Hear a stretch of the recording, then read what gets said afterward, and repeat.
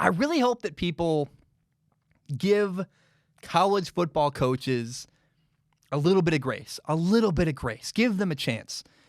Because in the Pac-12, you have the We Are United campaign, the hashtag We Are United campaign, and players want a better situation. And to be clear, I think the players are right here. I think the players are asking for very reasonable things. Like, we want our name and likeness. We want to get paid a little bit. We want good health care. We don't want racism involved in our sports. Like, those are not crazy, outrageous demands, honestly. And I also believe that there are coaches that may support them, and those same coaches that support the players, think the players are doing good stuff, might not be able to speak up. Realistically, how many college football coaches can speak out against the current structure of college football and say that college football right now is a disgrace and they're not paying players very well? How many people can come out and criticize the structure of college football and not get fired? How many people can do that? I count one, maybe two coaches in the entire country can be honest about the problems with college football and the way they treat their players. I think Nick Saban, the coach at Alabama, he's such a good coach. He's won so much. He could come out and say it. Other than that, maybe Dabo Swinney at Clemson. That's it. One, maybe two coaches could come out and speak out against college football's current structure. That is it. There are a lot of layers of people above a college football coach, right? You have above a coach answers to the athletic director. Then he answers to the school. Then the coach also has to answer to the conference above that. And then even bigger than that, the coach has to answer to the entire NCAA. We think that college coaches are incredibly powerful, and they are to some degree, but there are still a lot of people above them that are part of the giant system. And if the average college coach comes out and says college football is unfair, then they're going to get fired. They can't survive that. And again, I want people to give coaches a little bit of grace here because, yes, college coaches make good money. A college football coach, maybe even millions of dollars, might make millions of dollars. But I would remind you of something, that when a person begins coaching, no matter what level, whether it's high school football, college football, an assistant, peewee football, when somebody begins the process of becoming a football coach, really any sport actually, you don't make much money. And the majority of coaches, right? Because when you start off as a coach, you don't know that you're going to become a $1 million head coach of a football program. You're just a guy who loves football. You might work at a high school. You might work at a college. You might work at the NFL team. You never know. And again, the majority of coaches that coach football do not make very much money. In fact, most don't make money because most coaches are either in Division III or Division II or high school football. There's way more high school football coaches than there are in other higher levels because it gets increasingly smaller as it goes up. And I just want to remind people that people start coaching football because they love football and because they love coaching football. And so a college football coach is not a politician. A college football coach is not a politician. I think that might be something that makes people mad what I'm about to say.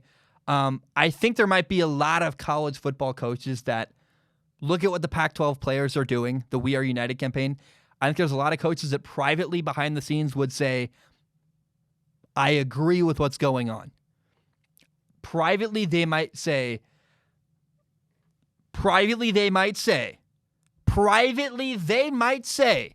that they agree with what's going on in the Pac-12 unity movement. There might be people out there that might privately say, that are coaches in college football, that might privately tell people, I agree with that. And it's really easy to call for somebody to speak out and risk their job when you're on the outside, right? First of all, look, I love my career. I have the coolest job on the planet. I am at my place recording, talking about sports, and that's how I make money. I make money talking about sports. I love my job. I would fight tooth and nail to get here again. I had to work so hard to get to this point. And I would do it all over again because I love what I do. It's my favorite. My career is the only job I ever want to do because it's so much fun. And a college football coach has to work incredibly hard to get to the place they are. They don't want to lose that. They don't want to lose what they have. They're grateful. They're happy. They're proud. Their life's good. And for people to ask someone to risk their job or do something that could get them fired from a job they worked incredibly years and years of their life to get to, that's a tough ask. And again, coaches that support the players are guys you want to still have coaching 5 years from now. At some point, college football is going to change. I don't know that the We Are United campaign is the thing that's going to change college football forever. But at some point, there's going to be a tipping point where it's like, oh, the ball's rolling. And when the ball gets rolling and change really starts happening in college football and players start getting paid and things start happening that help the players and benefit the players, you want the coaches that actually support the movements to still have their jobs.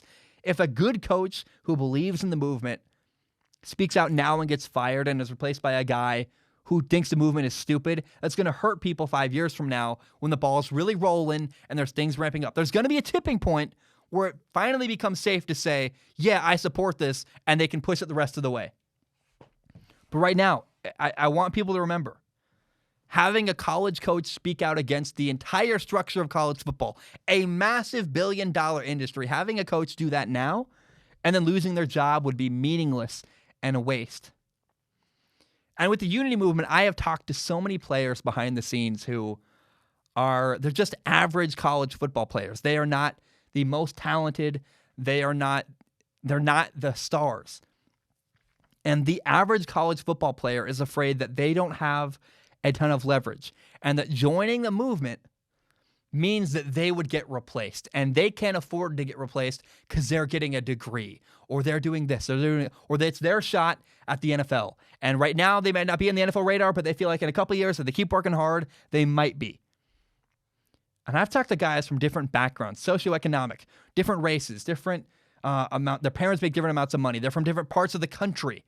People all over college football look at what's happening and support it, but are afraid to support it publicly because they don't want to lose their spot, and they've worked hard for their spot.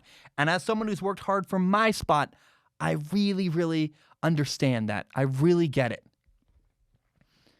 And I am 100% sure, based on the conversations I've had, that there are college football coaches in America that support players' rights and feel exactly the same way that the Pac-12 players do, but they're afraid to speak up too because they don't want to lose their job as well.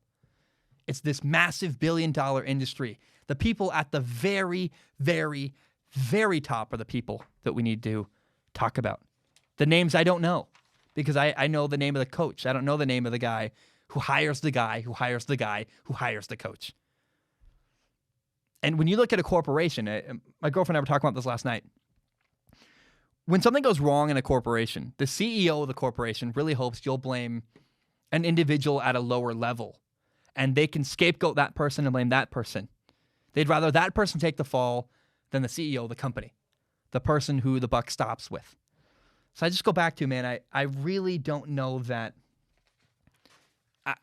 people, it's really frustrating to me. With issues like this, people often want to make them divisive. People love to separate people and say, there's one way, right or wrong, and that's it. And the reality is, things are so much more complicated than that. Nothing's black and white. There's never just one way or the highway. There's never only two ways to go. There always is nuance. There almost always is nuance. There almost always is a bunch of layers and a bunch of reasons why people do what they do. And when people are very harsh against college coaches and say, why don't you support your players? I would say maybe they do. Maybe they're afraid that if they do support their players, they're going to lose their job. And maybe they don't want to lose their job. And maybe it's even more complicated than that behind the scenes. And so I'm just asking people, let's have a little bit of compassion and a little bit of grace, not just for the players, because they deserve it. And the players are in a really compromised situation, and it's awful. And college football players are exploited, in my opinion. I'll be very, very honest about that. I don't want people to think I don't support the players, but I also understand that there are coaches out there that support the players and yet still don't feel comfortable speaking out because they're not Nick Saban. They're not dominant. They haven't got the track record that can keep them afloat if they piss off the people above them.